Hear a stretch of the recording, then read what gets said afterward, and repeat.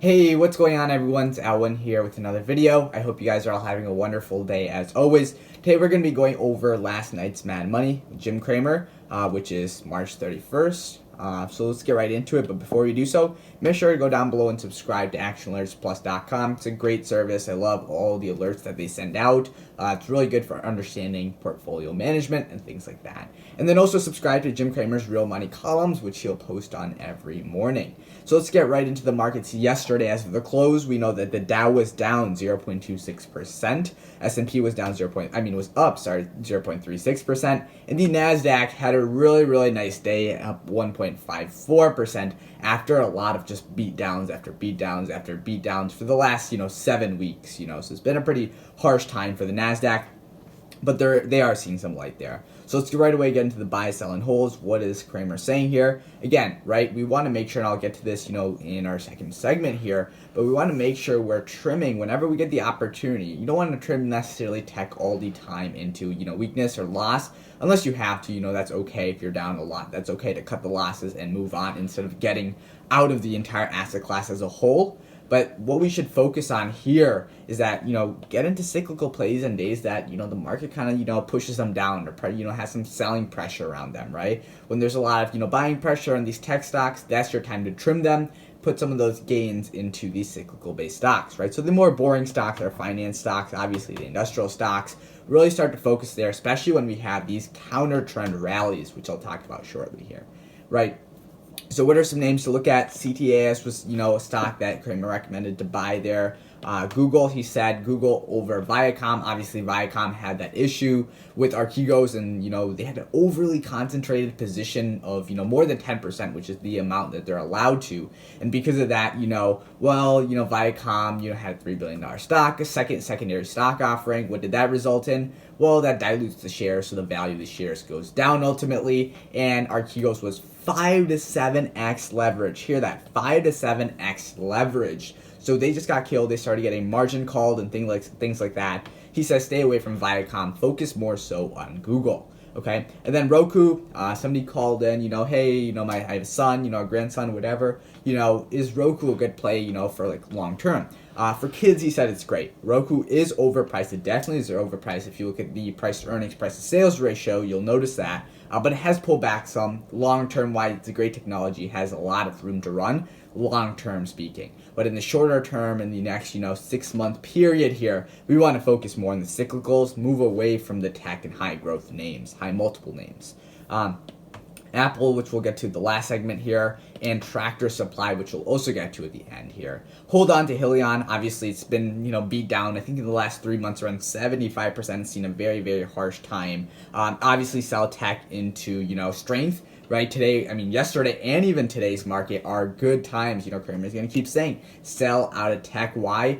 Guys, this is the reopening play. Yeah, we might hear, impending doom comments, but in the bigger picture, within a couple weeks, within a couple months, we're going to be facing the great reopening. So at the end of the day, we want to make sure we're focusing on these tech names, growth names, and SPACs, selling them or trimming them into, profits or into strength. Keep in mind that you don't always want to sell into loss unless you're in a position where you're going to dump the asset class. Yes, sell, your tech names, even into weakness. So that way you can reposition and get into these cyclicals, which still have a lot more room to run. Why? We talked about this a ton. It's because of supply and demand, right? These cyclical boom and bust stocks, there's so few of them. There's so many mergers, which we talked about in yesterday's video, that's going to eat up all these tech stocks, right? How do we stop the supply of all these tech stocks? Mergers, right? And that's exactly what we've been seeing with these cyclical stocks, right? In the last decade, all these companies, infrastructure plays, all of these, farm stocks, whatever, they've all been kind of boom and bust stocks, I should label them as, been merging together. So there's only a few companies that have been buying back share, very little supply,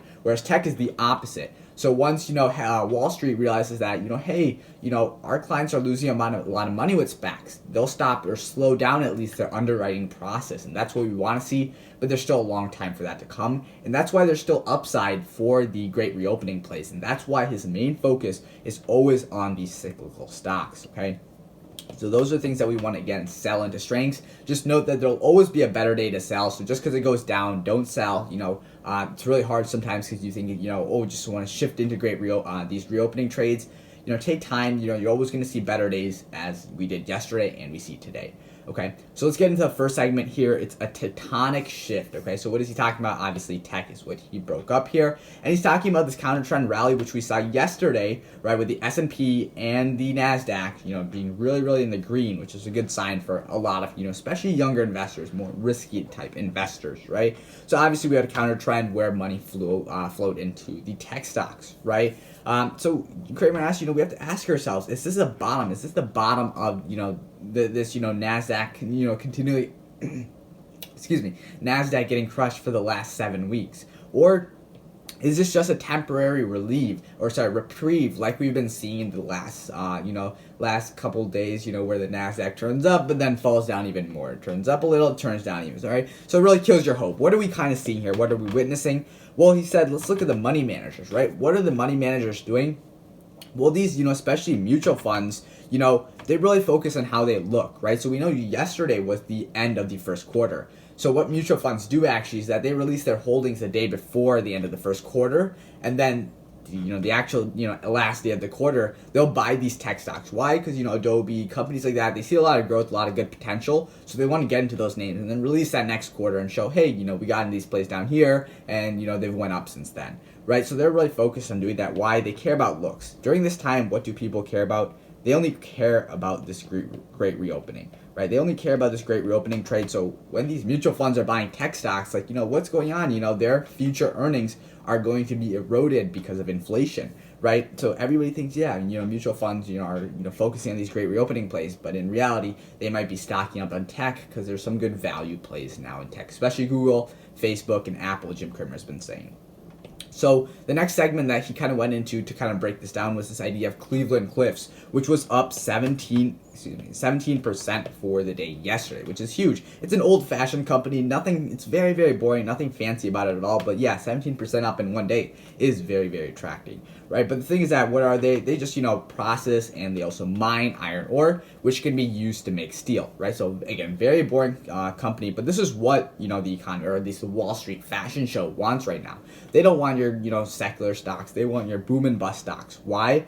Well, they had a really good, better than expected quarter, right? Where they're beating Wall Street expectations, a really positive pre-announcement. That just kind of shows that Wall Street has no idea of kind of how well the company is doing because their estimates were off, right? So the biggest thing is comparisons, right? The biggest thing in an uptick market, or just in general, any time in the market, is these comparisons, right? These comps. What are we seeing here? Well, these, in times of roaring economy, we'll realize that these boom and bust stocks, they're doing very, very well. So they're beating expectations left and right. Whereas secular stocks, they can't, continue. The tech names, they can't continuously keep doing this. So important thing to note is that the number one driver of stock prices, is whether or not the company is able to beat Wall Street expectations, right? If they're able to beat the expectations by a larger amount, well, then their stock price goes up more, right? We get more of a gain. And that's exactly what we saw here, right? Okay, they said that, they expect, they had a pre-announcement, $500 million in EBITDA, earnings before interest, taxes, depreciation, and amortization.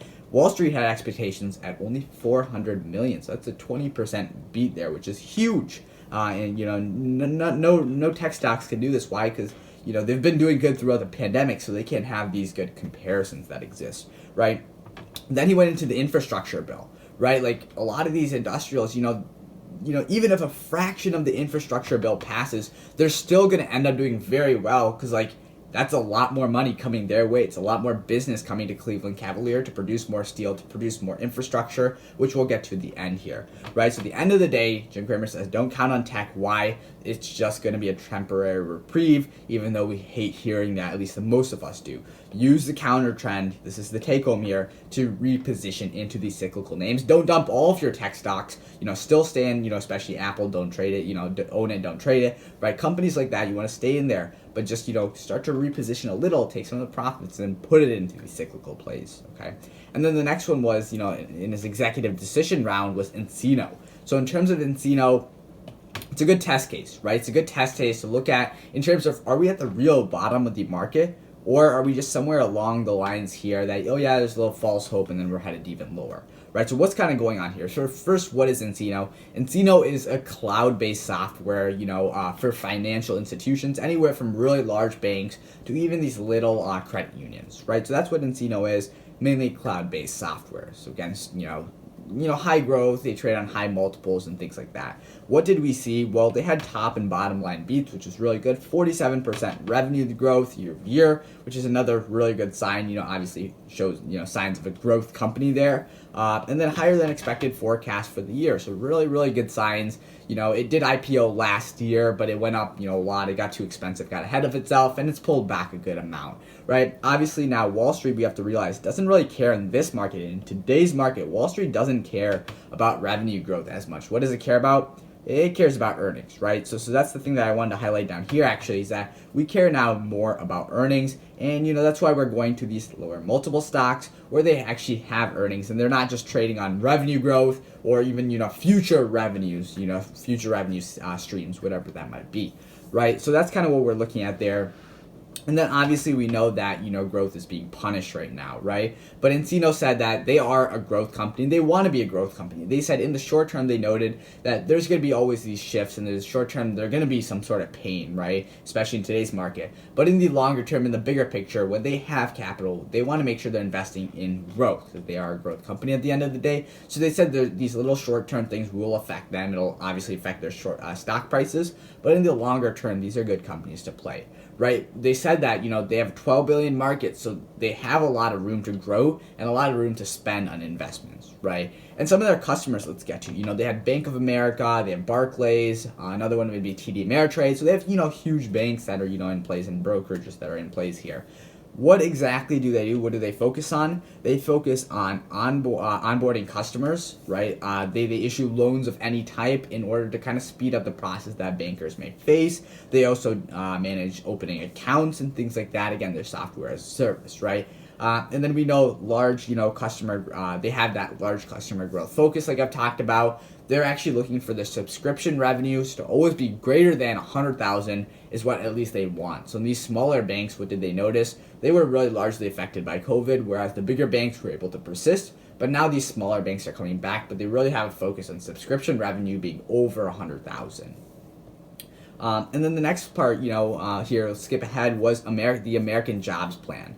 Right, so a pretty big deal here. Secretary of Commerce came on Mad Money, last night, and kind of explained kind of what is this American Jobs Plan, which was just released yesterday evening. Okay, so it's a pretty big deal here. It's a once in a generation kind of package that we're seeing. Right, it's the largest that we've seen since like World War II. Since the interstate highway was made, since the space race. So we're the government is spending, looking to spend, I should say, a lot of money in terms of improvement in the nation. Right, they're looking to spend specifically $2.25 trillion. That's their proposal. And it has a lot of infrastructure. It even has EV things in there. A lot of research oriented things, or like future oriented things, I should leave it as.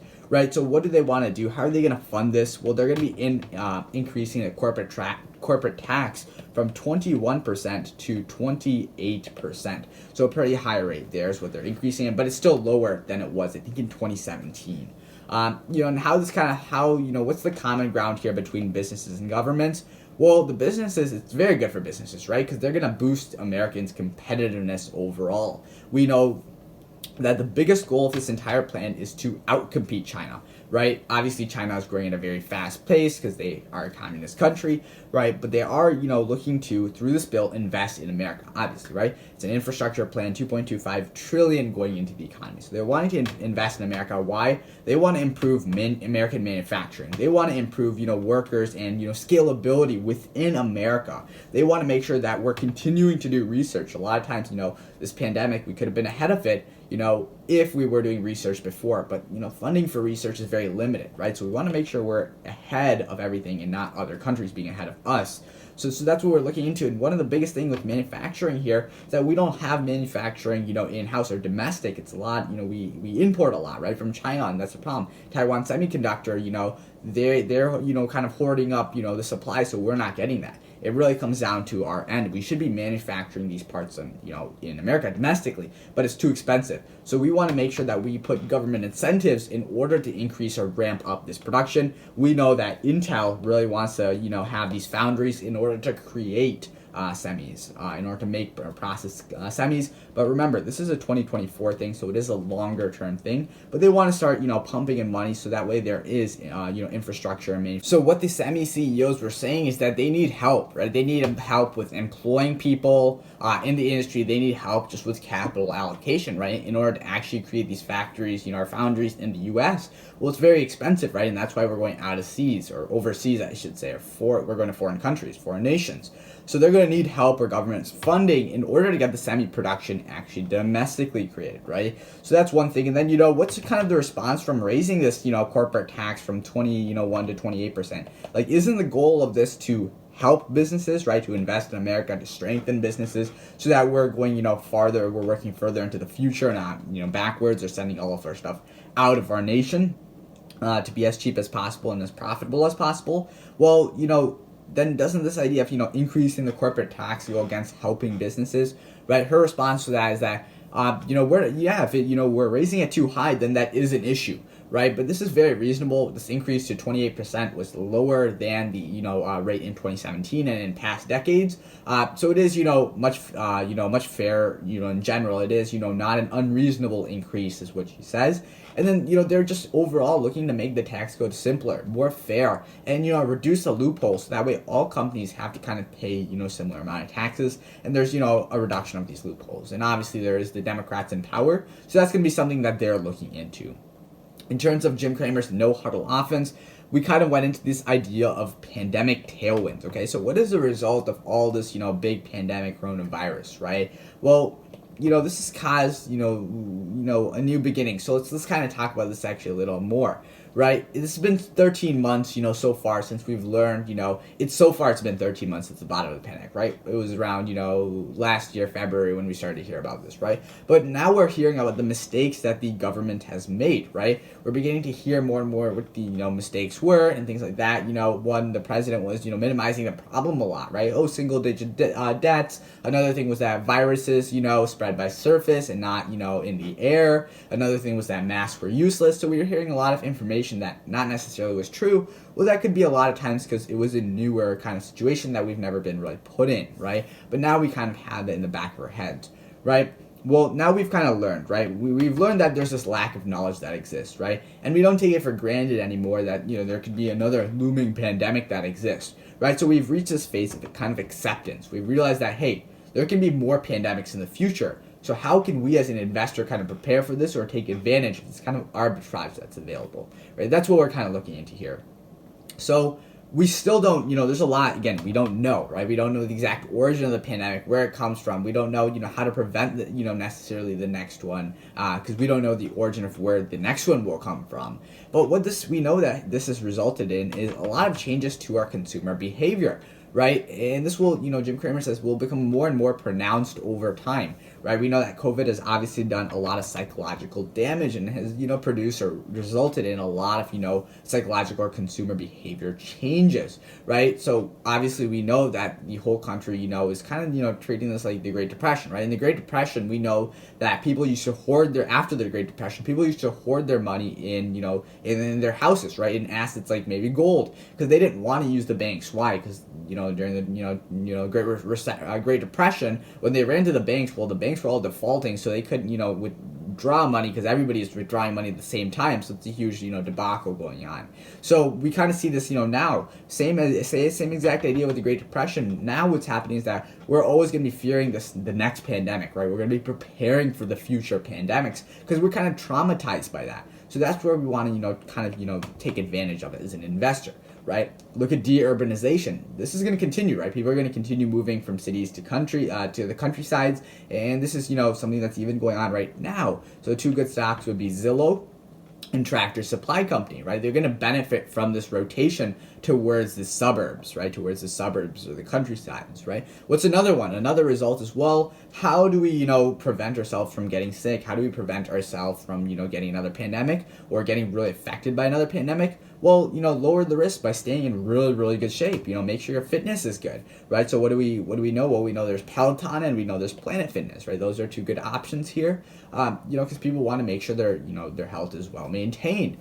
So these two names are, especially Peloton, I should say, actually, is a little high. So Kramer said, to watch out. There's a little, froth there. Let it come back a little before buying into it. And then Apple. Obviously, Apple has a pretty big, again, health sector, portion of their business, right? Especially with the Apple Watch, which is becoming more and more as a necessity. Like, you need it on you because it's, becoming a bigger part of your day. Again, remember, own Apple. Do not trade Apple is what Jim Cramer says. And it's worked, right? It's worked in the past. It still works, and it will work in the future. So obviously, this has been so traumatic, this entire, pandemic. So we have to understand, how does consumer behavior change? And we have to make sure we're taking advantage of that. So one thing is de-urbanization, another thing is fitness, and just watch out for Apple. Apple is coming big time into this space, so definitely look out for that. If you guys did enjoy the video, make sure to go down below and drop a like if you did enjoy. Subscribe to my channel if you're new. Turn on those post notifications that we are aware of when I do upload my next video. Comment down below. Till next time. Peace.